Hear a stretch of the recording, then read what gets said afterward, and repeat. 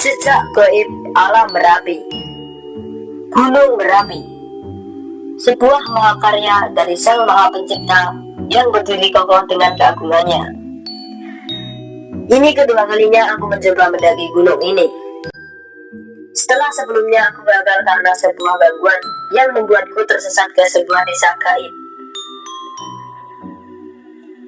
Ketika mendengar rencanaku untuk mendaki Gunung Merapi sekali lagi, Linggar dan Yanto memaksaku untuk ikut menemaniku.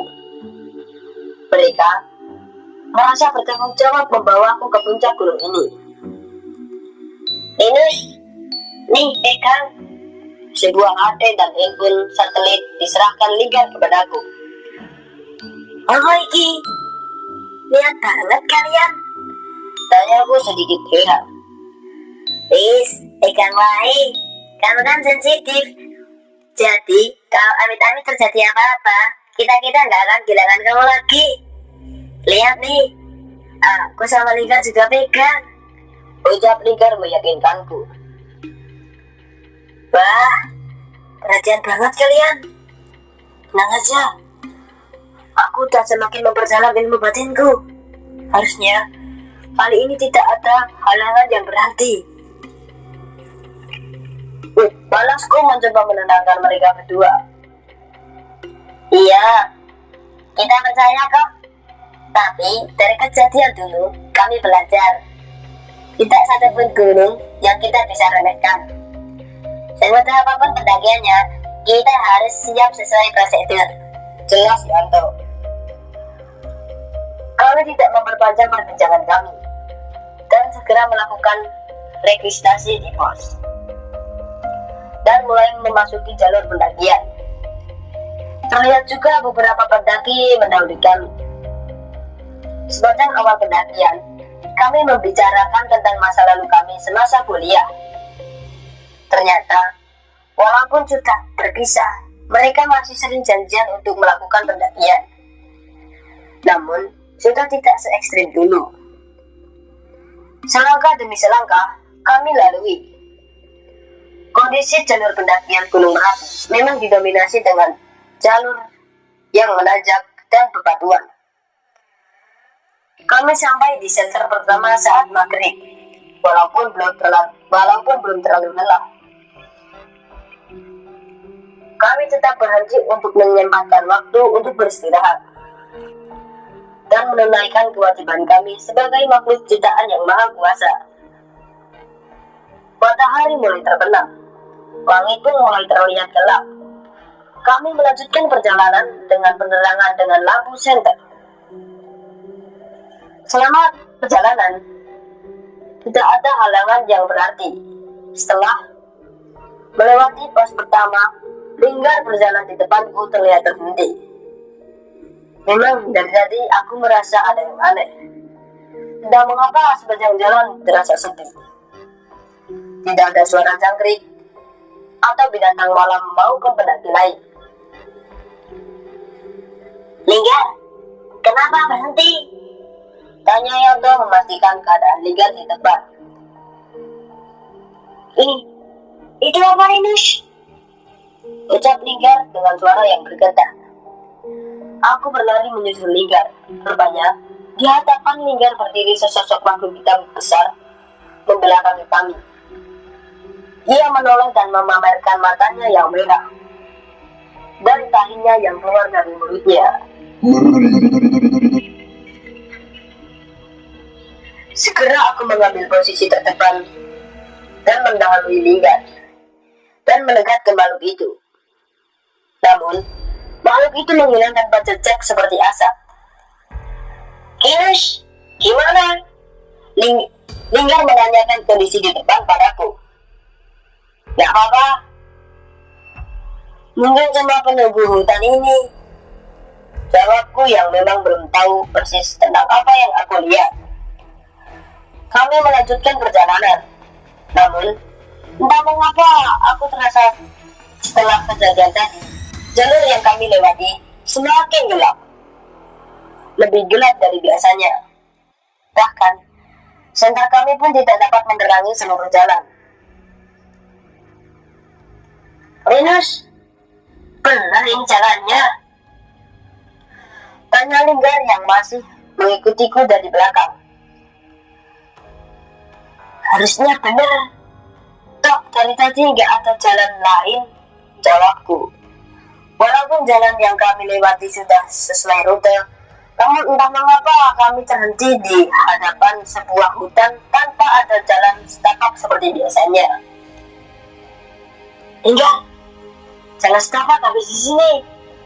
Berarti kita harus masuk hutan itu, tanyaku pada Linggar. Iya Linus, dulu kita emang lewat hutan sedikit, tapi kayaknya beda sama yang sebelumnya ya, tanya Linggar padaku. Ya sudah, ganti yang di depan, mungkin aja aku ingat. Yanto menawarkan diri untuk jalan di depan memandu kami. Semenjak masuk hutan, suasana menjadi sangat berbeda. Cahaya bulan hampir tidak bisa masuk di hutan ini.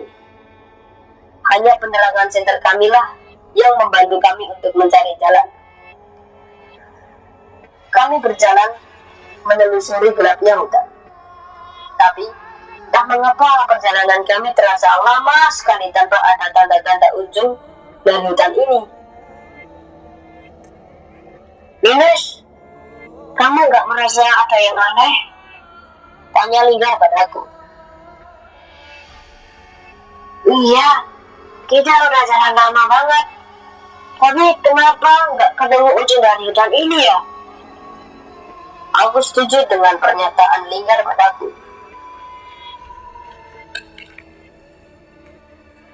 Emangnya kamu tahu kita di sini apa enggak?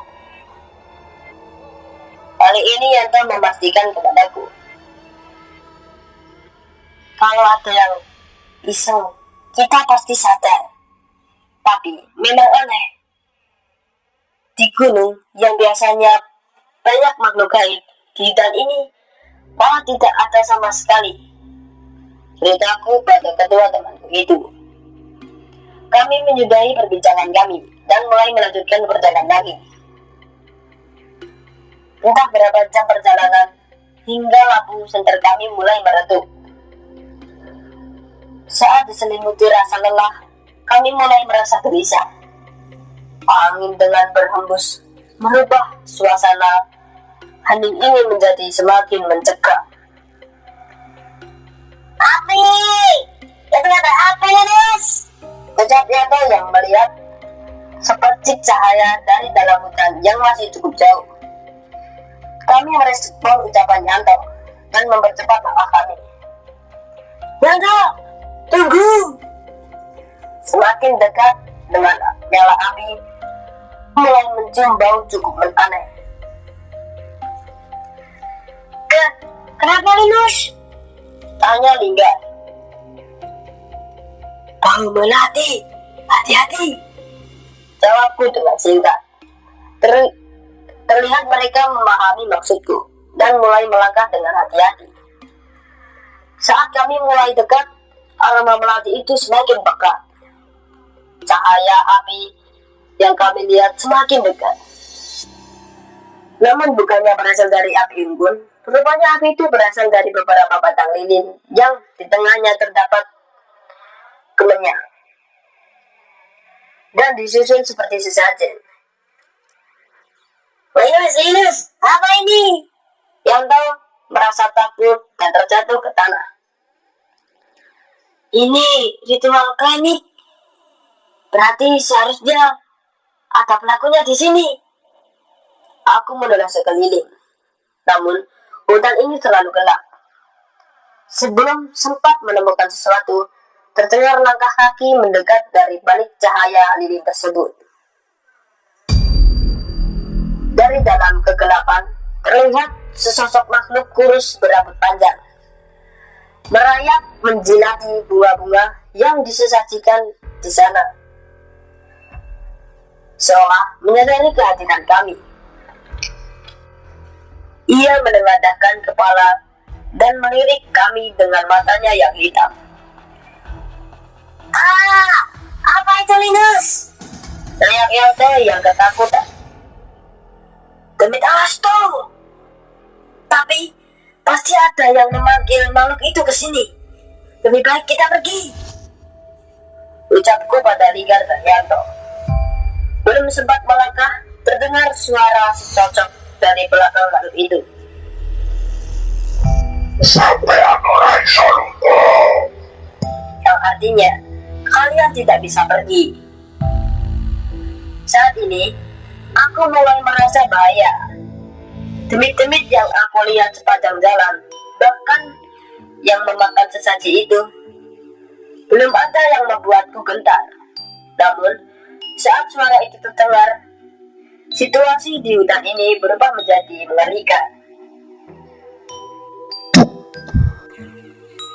Suara sebuah benda jatuh di dekat Yanto. Ia menoleh ke arah benda yang jatuh tak jauh dari tempat ia duduk. Tangannya mencoba meraihnya, namun ia mengenali tekstur yang ia pegang. Yanto teriak, "Tolong! Tolong!" Suara itu terdengar menyeramkan. Dari kepala yang dipegang Yanto, dengan wajah yang penuh luka, yang sudah busuk, matanya bolong, yang sudah dipenuhi belatu. Yanto sekali lagi teriak, "Tolong! Linus! Linus! Kepala Linus! Linus, ini kepala!" Ucap Yanto kepadaku. Dengan refleks, melempar kepala itu. Hutan yang kami lewati dengan hening kali ini berubah dilindungi dengan mayat-mayat yang tergantung terbalik di atas pohon. Tidak hanya satu, namun hampir seluruh pohon di sini tergantung mayat-mayat dengan tubuh tidak utuh lagi. Gila! Hutan apa ini? Aku berusaha tetap tenang sambil membacakan beberapa ayat suci dan mantra pelindung untuk melindungi kami dari gangguan yang jahat makhluk di sekitar kami.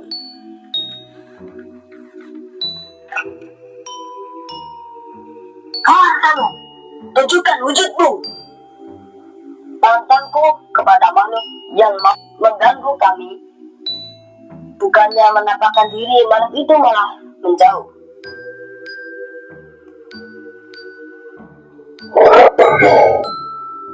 Aku Cici. Artinya, tidak perlu. Aku sudah dapat satu. Sama-sama makhluk itu meninggalkan kami.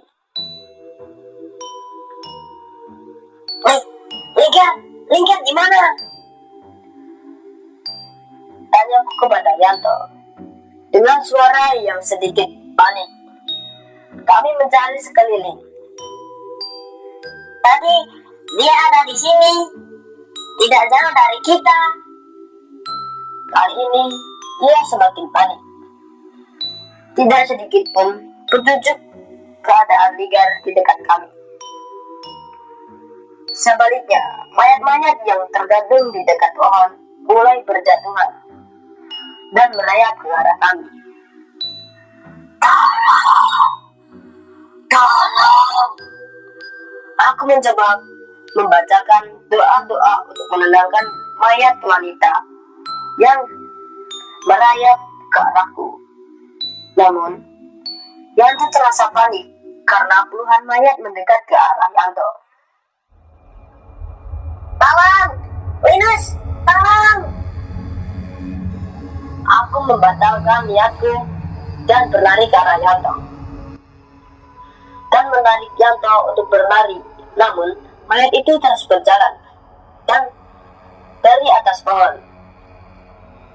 Dan bermunculan dari kegelapan malam. Sana. Suara seorang wanita terdengar dari sisi hutan. Kami menoleh, terlihat wanita bersembunyi di balik pohon. Memanggil kami, tak ada pilihan lain. Kami pun berlari ke arahnya. Namun, sebelum sampai wanita itu menjauh seolah meminta kami untuk mengikutinya. Benar saja, jalur yang ia tunjukkan tidak diganggu oleh mayat-mayat. Kami berlari dan terus berlari hingga akhirnya di mulut hutan. Kami berhenti, namun terlihat wanita itu terus berlari. Kami mengikutinya arah larinya. Dengan perlahan, nampak sebuah desa. Dinos, Yanta, kesini. Seseorang memanggil kami. Itu adalah suara Linggar. Kami segera menghampirinya dan mengecek keadaannya. Linggar, kamu gak apa-apa? Kok kamu bisa berada di sini? Itu sewaktu berpisah sama kamu. Tadi aku bertemu sama Mbak itu dan dia mengajakku ke sini. Kami nampak desa dengan rumah-rumah kayu zaman dulu mendominasi bangunan desa ini. Mas, mau ke puncak ya? Tiba-tiba terdengar suara seseorang bapak menghampiri kami.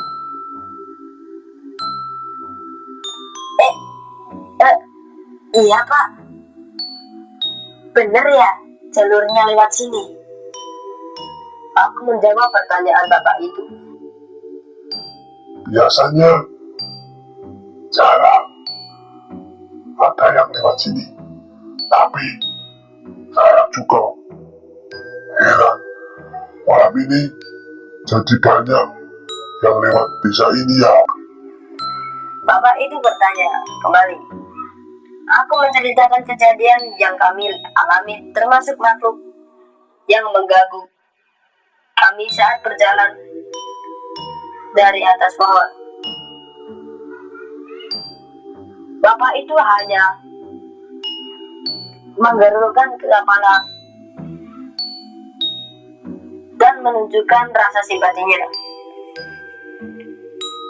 Ya, sudah mas. Mas ini istirahat dulu di sini. Bahaya kalau kemalaman. Lagi pula, mas ini sudah diincar oleh makhluk tersebut. Ucap bapak itu kami mendengarkan dari teras salah satu rumah warga di desa itu. Mas, sini. Suara perempuan memanggil kami. Mbak, terima kasih ya. Tadi sudah menyelamatkan kami keluar dari hutan. Ucap Linggar membuka pembicaraannya. Iya mas, gak apa-apa, gak biasa. Ini Jumat Kliwon. Biasanya pencari ilmu menjadikan hutan ini untuk mencari tumbal. Jawab perempuan itu. Kami saling bertatapan pandang satu sama lain dengan wajah keheranan. Betah, ayo ikut kembali ke desa. Tadi bisa ada acara.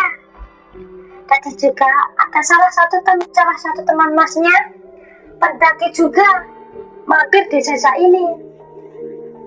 Setelah berbicara banyak itu membantu kami menunjukkan balik desa. Benar, di sana terlihat para pendaki yang tadi sudah berjalan mendahului kami. Mereka sedang berbicara dengan warga desa.